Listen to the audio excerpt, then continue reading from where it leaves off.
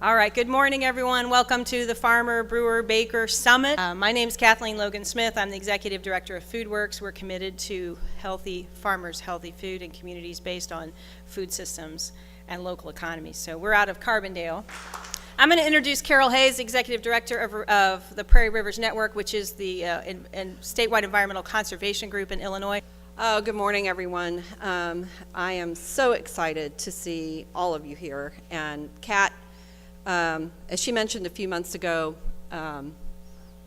told me, you know, this dream that I've had for a long time is holding a summit like this to bring farmers and bakers and brewers and distillers together in the same room to talk about how we can use the relationships that we have and the new products that we're growing and baking and brewing and distilling in this region to ignite a movement to change how we think about what we grow, what we eat, and how we live together.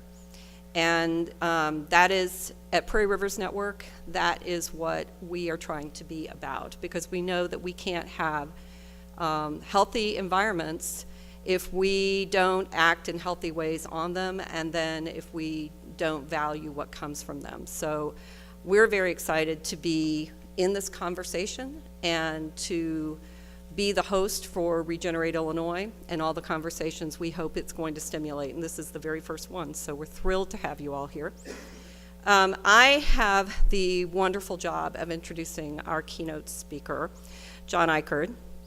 John grew up on a dairy farm and, like most farm kids, wanted to spend his life farming and went to school, got a PhD in agricultural economics because he thought that was going to be the way to sustain farming in America. But the 1980s came along and the farm crises that befell farmers, and I think all of us witnessed in horror what happened. And that caused a change in how John thought about things and reoriented him to more sustainable practices and to the pursuit of them, recognizing that it is not one way of farming. And as a result of that life's work, he's written 6 books and spoken to innumerable groups around the world to help them think about how to change the way that we farm and eat, and how to do that in a more sustainable way that actually respects the earth and all that it gives us.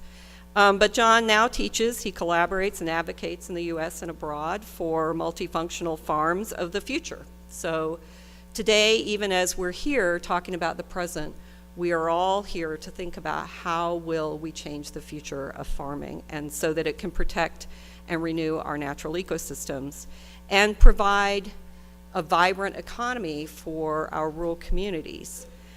John is describes himself as an itinerant activist, educator, and in sustainability. He's here to disrupt the status quo, and he's here to encourage us to do the same. And so without ado, introduce John Ikerd.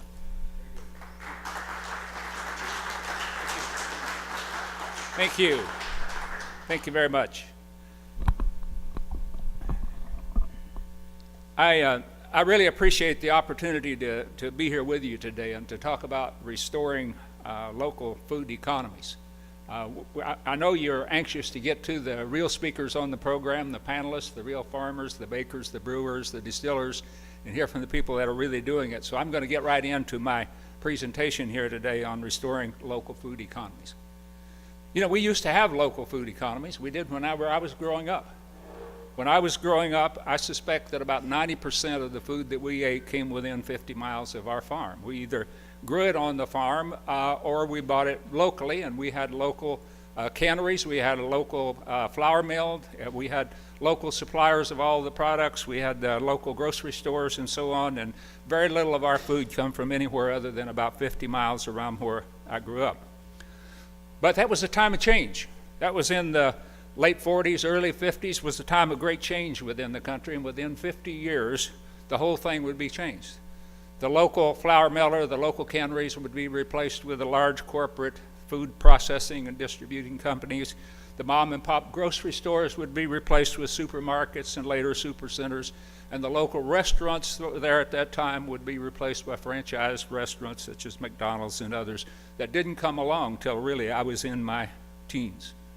And if you look around the country today, you'd probably be hard-pressed to find a community where more than 10% of the food comes from the local community, whereas in my day, it was probably closer to 90. And on average, I suspect it's less than 5% today that comes from the local community. The estimates are that food that we eat today travels anywhere from 1,500 to 1,700 miles. 15% of our food is imported from other countries. About 20% of our vegetables, more than 50% of our fruit comes from other countries. So we've moved from local, I would say sustainable, in the sense that we had family farms and had limited ability to do damage to the environment back then, regardless of our intent. And we've moved now to a global industrial agricultural system. The big change began in agriculture with industrialization back in the 1960s and 70s in my adult lifetime. Contrary to popular opinion, it wasn't just the free market economy that drove us from the family farms to the industrial agriculture today. Certainly there were economic incentives, but there was a fundamental change in farm policy in this country during the 1970s. I call it the Nixon-Butts era. And it brought about a change. We had supported independent family farms as a means of providing food for security up until that point, but the transition is that we were going to focus on economic efficiency of agriculture so that we can make good food affordable to everyone. Actually, every farm policy, every food policy since the 1970s has made it possible and supported specialization, standardization, consolidation of control into larger and larger farms now under corporate control, the basic classic characteristics of industrialization. We did that because we were going to make good food affordable to everyone. I spent the first half of my 30-year academic career believing that, teaching that. What we were going to do is reduce the cost of production for farmers. That would bring down food costs and everybody would have good food. It was a grand experiment. It was well intended, but it simply didn't work.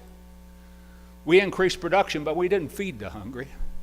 Today we have a higher percentage of people that are classified as food insecure in this country than we had back in the 1960s. About 15% of our people classified as food insecure. More than 20% of our children live in food insecure homes.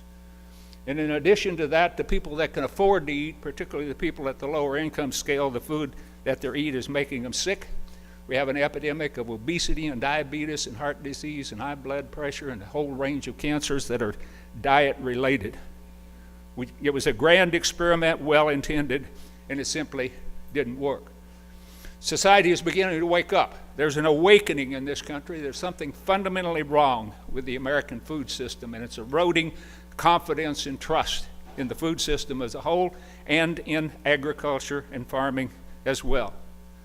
There was a 2015 story in Fortune magazine called The War on Big Food.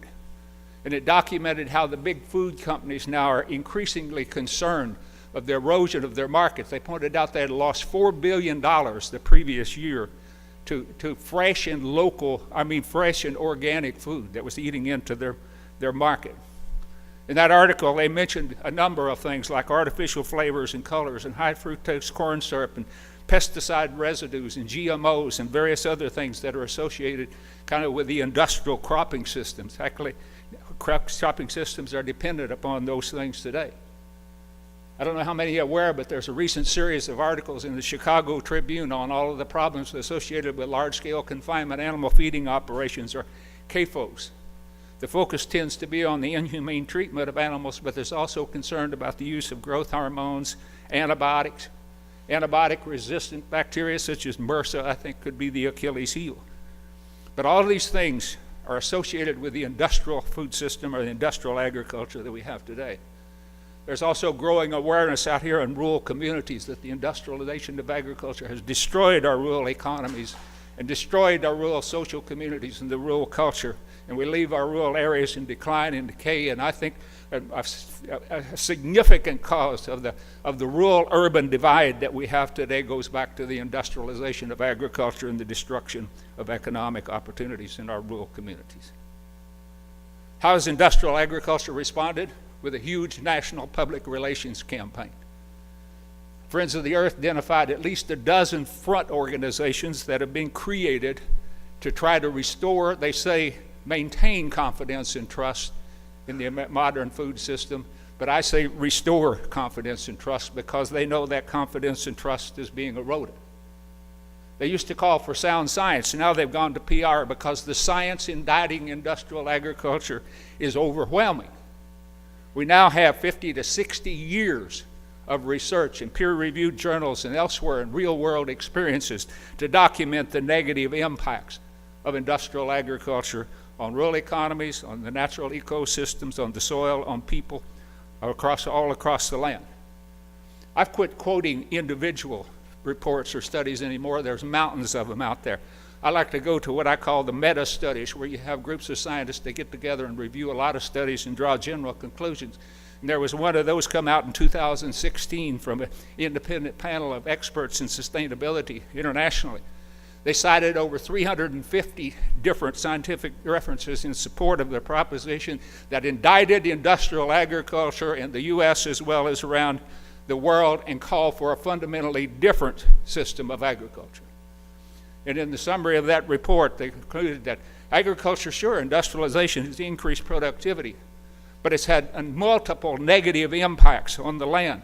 It's destroying the productivity of the land, polluting and depleting the water resources. It's destroying ecosystems wherever it is. It increased greenhouse gas emissions. It's loss of biodiversity. And in spite of its increased productivity, there's increasing hunger and malnutrition and obesity and related diseases and destruction of livelihood of farmers and people that are living in rural communities.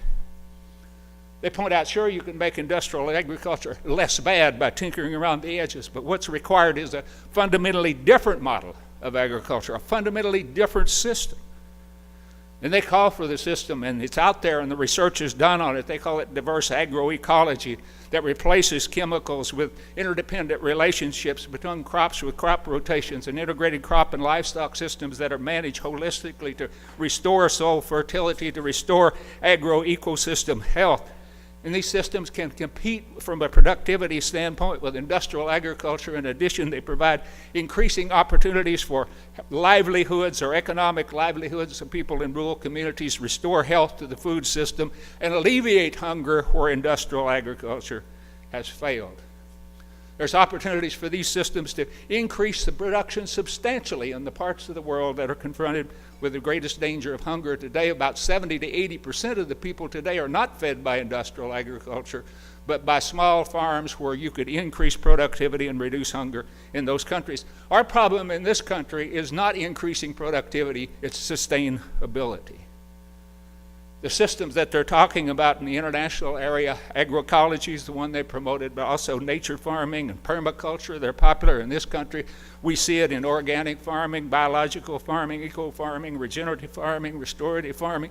There's a whole host of things and movements that are going where farmers out here are recreating the agricultural system. You can see the evidence in the statistics, in the growth in the organic foods is growing about 20% per year during the 90s and up to the recession of 2008. It's still growing at more than 10%, which means it's doubling every 6 or 7 years. Organic food is now $43 billion in terms of retail sales. But as organic food moved into the mainstream food system, it began to take on more characteristics of kind of industrialization. Specialized organic farms, consolidation into larger farming operations. Then you begin to see the emergence of the local food system. This was for people that weren't just concerned about the pesticides or food safety, but they were concerned about the ecological, social integrity of their food system. So they turned to local farmers, people in whom they could have confidence and trust. And now local is the fastest growing. The latest estimates are USDA about $12 billion in local. It's growing, projected to reach $20 billion by 2020. You can see it in the farmers markets. There's been a fourfold increase in farmers markets in the past 20 years. You see it in CSAs. USDA identified 15,000 CSAs or 12,000 CSAs compared to practically nothing back in the 90s.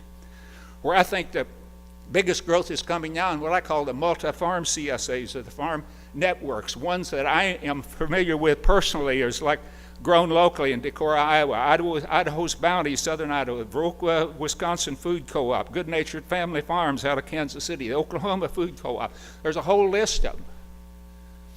There's a list, the Good Food Network lists over 300 what they call food hubs.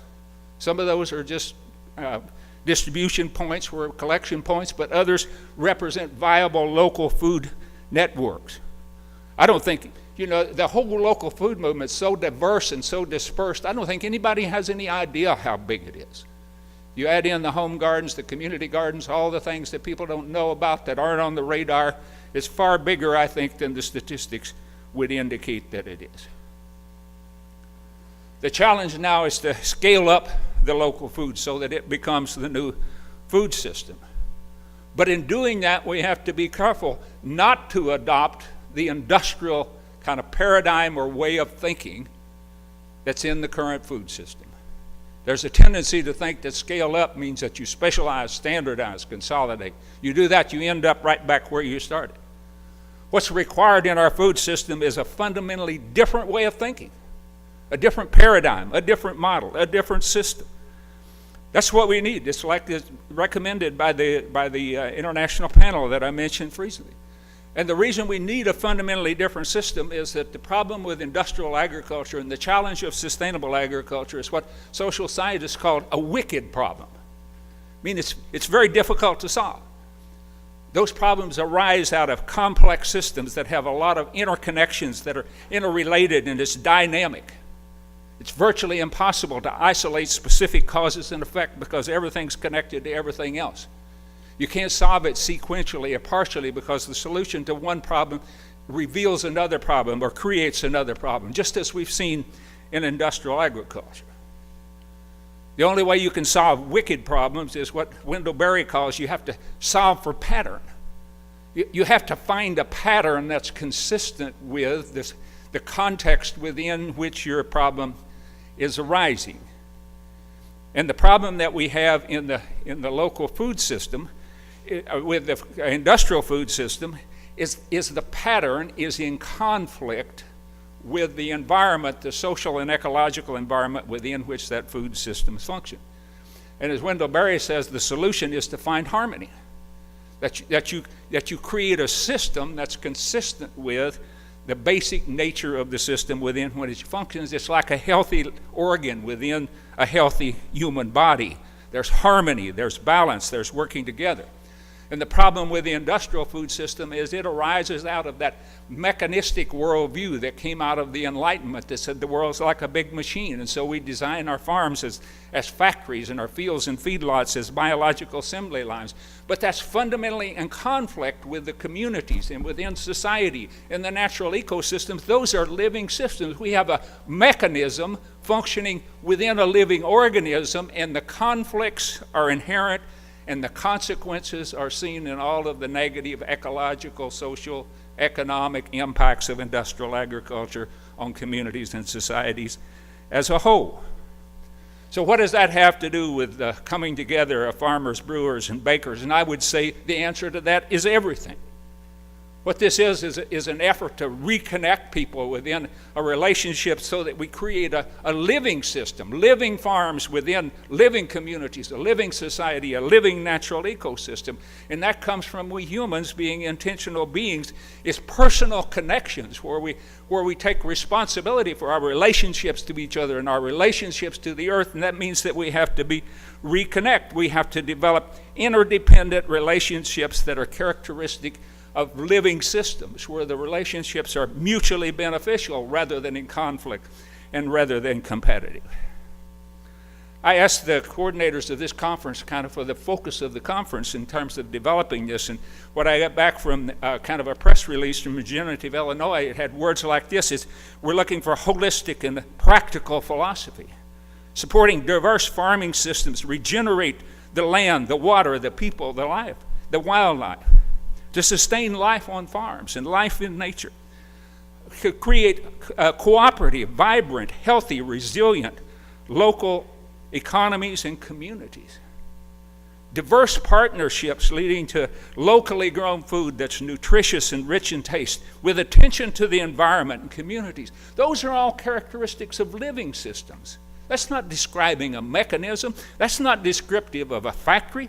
That's descriptive of a healthy, vibrant living system. Living communities, living societies. We're talking about creating healthy living farms so that we have healthy living communities and a healthy living economy and a healthy living ecosystem overall. Recreating agriculture, recreating the food system with the pattern of living systems that's in harmony with life, because it's a living system that functions that we're creating here before. I tried to come up with an analogy that would describe what we talk about with a local food system. And the best that I could come up with would be like a fruit tree. If you have a fruit tree is out here and it has the leaves and it's gathering the solar energy that comes in from the sun every day. And it takes that solar energy and the elements from the air, primarily carbon, hydrogen, oxygen, and it runs through the magic of photosynthesis and it creates carbohydrates, which is like sugar, starch, whatever. It creates the carbohydrates. Now, in a tree, those carbohydrates go down through the limbs of the tree and down through the trunk, and they go down into the soil. And that tree feeds carbohydrates to the living organisms that are in a healthy living soil. And those living organisms are feeding off of the minerals in the soil, the nitrogen, the phosphate, the potash, the calcium, magnesium, and other micronutrients. And they give those micronutrients, minerals, back to the tree in exchange for the carbohydrates. And you have a system then that the carbohydrates combined with the minerals from the soil, you create healthy fruit and healthy leaves and an abundance of production, and some of that falls back to the ground as organic matter that refeeds the organisms within the soil, and some of it goes off to feed other things. But part of the fruit of that tree goes to regenerate that fruit tree and to regenerate the species overall and to feed other things that are out in the wild.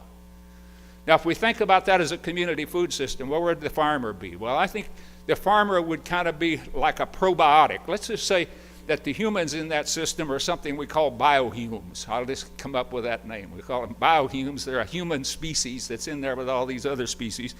And so the farmer out here is kind of probiotic. He kind of gets involved in that production process to increase the productivity, but in a way that favors those other biohumes that are out here in the soil. And the biohumes in the soil are like the consumers. They're feeding from the tree, and the farmer's making that product more useful to them. And where do the brewer, the baker, the distiller come in? They refine and reform the product that the farmer has so that it's even more useful and more attractive to those human biohume consumers within the soil. And those consumers within the soil, then they keep feeding the minerals back in and keeping that system healthy. And you've got a healthy living system then that supports the people and can go on doing that indefinitely. You have a resourceful, regenerative, resilient living system. And that's what we have. And so that would be the whole thing working together. But you know, humans are actually a little bit different than a lot of other species. We're sort of infinitely mobile. We can move around wherever. We're not tied to our community. And we are intentional. We can do things intentionally. We can make purposeful choices. And so when those biohumes in the soil decide they no longer have a responsibility to the integrity of that system as a whole, then they say, the farmers decide, well, gee, I can get my N, P, and K and calcium cheaper somewhere else. So why should I depend upon my biohumes in the soil? It's easier to deal with these other people. And I can sell my products somewhere else. I don't have to give them back to the people there. I'll give them to the people outside so I can get and the consumers decide, well, I can get my carbohydrates cheaper or better from somewhere else. I'll just go out somewhere else and I'll bring them in. And I don't have to give stuff back to the local farmers within my community. That we're all better off economically from our self-interest trading with people outside our community. But what happens when we do that? When we do that, then we recognize that we're interrelated. We need to recognize that we are interrelated with all of those other living things in the soil, and that tree, and that living system as a whole. And when we abandon that system, we've fundamentally changed the nature of that system. And those other things lose their ability to create the complete proteins and various fats and oils and starches that it takes to keep that tree healthy and to produce healthy products. And pretty soon we find out that other communities, other trees have abandoned their tree, and now we're not getting healthy food from anywhere, even when it's coming outside. And we realize we've become dependent on the supplier of the nutrients from somewhere else. We can't depend upon our local community. And pretty soon we find that that whole system, not just our tree, not just our community, is sick and dying, but all the trees in the forest, all of the fruit trees are going, and we've degraded the system as a whole. That means that we, as thinking humans, have to purposely choose to maintain the health and integrity of our community, of our tree, of our people. It doesn't mean we have to isolate ourselves from somewhere else, but we have to give priority to the health of our community so it can feed other communities, and other communities have to give priority to the health of their communities so that their abundance can go to other communities, and the whole forest can be healthy, and the whole society can be healthy. And there's another fundamental difference of us humans relative to other things as far as we know. It's that we're not just material beings. It's not just about taking care of our community so we'll have more food, or so we'll have a greater economy, or we'll have more economic opportunities. Because we're social beings. We need connections with other people within our communities for reasons that have nothing to do with what we will get of material or economic value in return. You know, it may take the fruit of the tree to support the life, but it's the relationships with those other living things that make that life worth living. And we also need a common commitment with other people like us, to do things that make the world better. We need a sense of purpose and meaning in our life. So that when we're talking about bringing together farmers, brewers, bakers, distillers with their customers and recreating local food economies, it's about recreating and restoring some purpose in life and some meaning to life and quality to life, as well as restoring the local economies. It's about helping to move from this industrial global to a sustainable local food system, not just to restore the local economy, but to contribute what we can to restoring the health of our communities, our society, the whole of humanity, and ensuring a productive, fruitful future for humanity as we move forward into the world of the future. Thank you very much for the opportunity.